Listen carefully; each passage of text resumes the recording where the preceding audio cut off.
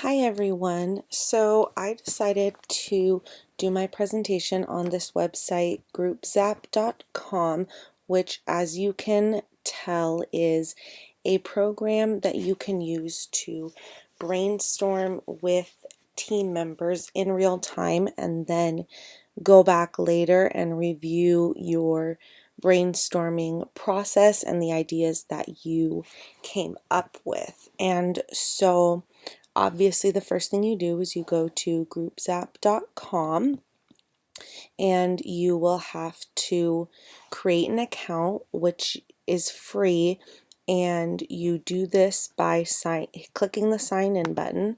So when you click this, I've already created a login for the purposes of this presentation, so I will go ahead and sign into that, and then this is what comes up. So the first time you enter your email, they will send you an email, and then that gives you the option to create your password, and then you're good to go to sign in, and that will take you to this screen where you simply click new whiteboard, and then you can name it whatever you want. So we can name this one test, and if you are brainstorming with a team and you want to give people access to this whiteboard, you simply click show like I just did, and you can enter any email addresses as well as a message, and they will receive the link which is shown right here, which you can also copy and paste and text or email yourself to whomever you want to join you on the whiteboard. So once you've done all that, you simply click go to whiteboard,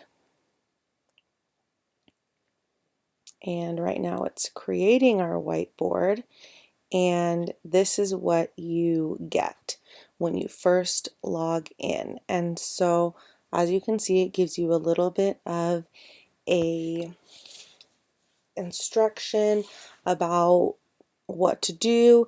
It explains that you can drag and drop images or files from your local computer. So if you already have things that you want to add to this brainstorming session, you don't have to retype them or anything like that. You can add images and documents as you want. So then we'll hit Let's Group Zap.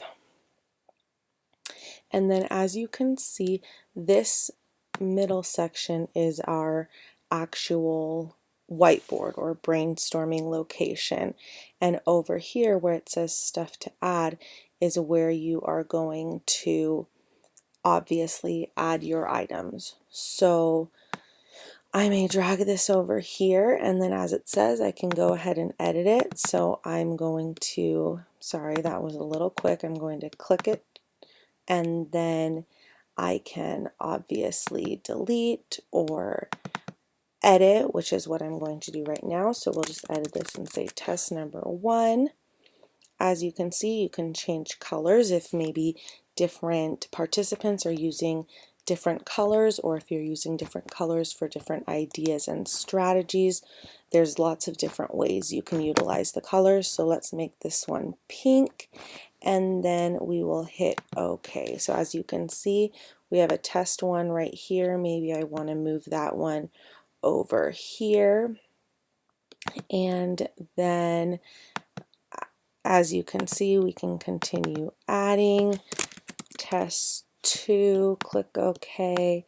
There's also smaller notes, as you can see over here. You can add arrows and lines if you are doing maybe a flow chart. So maybe we want to add an arrow between 1 and 2, and you simply hold down and drag the arrow to the direction and note that you want it to be pointing to. You can also do rectangles as we see right here, or text that is not on a colored sticky note. There are also, as you can see, these buttons and badges that you can add. Maybe you want to, maybe you have a ton of ideas and you have decided you don't like a particular one, so we're going to just say no, this one's not good, but maybe you want to make sure that you keep it there so that you remember your process, but you've decided you're not going to use it. So again, there's tons of different ways that you can personalize these different buttons and colors and options that they have in order to tailor the brainstorming board to your particular project. So now, once we've finished all of our brainstorming, as you can see, we can also continue to invite people if we realize we forgot someone or someone new is added to the team. We simply go here and we can get that link and send them the link. There are also, as you can see, extras if you want to rename, and maybe you want to have some preset backgrounds and setups that you can change around. So now we'll go back to the whiteboard. And again, hit Let's GroupZap. So we're back to our whiteboard. We can, down here, as you can see, we can control it so you can move it around and make it as in whatever location you want. And then maybe we want to look at the stuff again, and maybe we want to add one more and we want to edit that.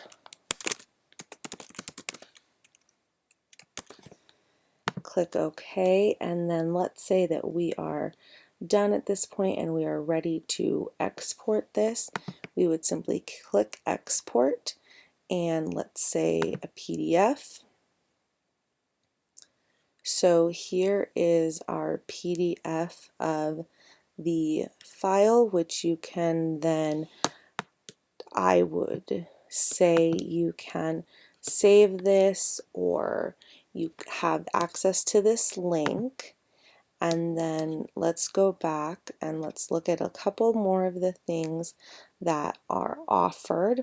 So what you just saw is obviously the free version, but there are also subscription services. If a company were to discover that they really enjoy this program and they find that their teams utilize it quite frequently, then as you can see, there are different subscription levels, and it's relatively reasonable depending on how much it is used.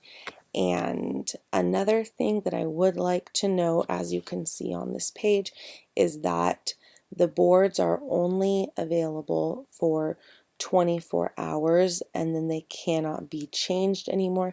They can still be accessed, but they are not able to be edited or used anymore. So if you were going to be using this under the free version, then it would need to be a relatively quick brainstorming session, something that's going to be done obviously over 24 hours.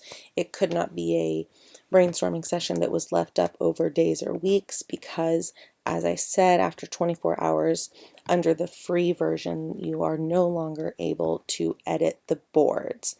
So I personally think that this is a really effective tool for group work. I found last semester, when I was in a group project with Emily and Daniel, we utilized Google Docs quite frequently, and we would just have a running document that we used to brainstorm, which worked well enough. However, had we had something like this where we could have really had a lot more freedom to move ideas around and sort our ideas and see each other brainstorming in real time, I think that it would have been really effective for us. And as you can see on this page, if I had made multiple whiteboards, then they would all be here for me to revisit. Again, I would not be able to edit them if it had been more than 24 hours, but I can go back and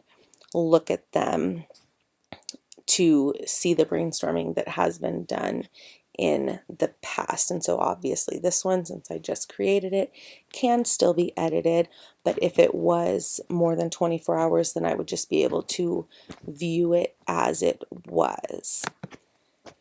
So this is everything really that there is to know about GroupZap. It's a really great tool for group brainstorming or even individual brainstorming if you just need that visual tool to help you really see your ideas, but you don't want to do it on paper or in Excel or PowerPoint or some other program. This is a really great option for brainstorming and for allowing group members to brainstorm together virtually.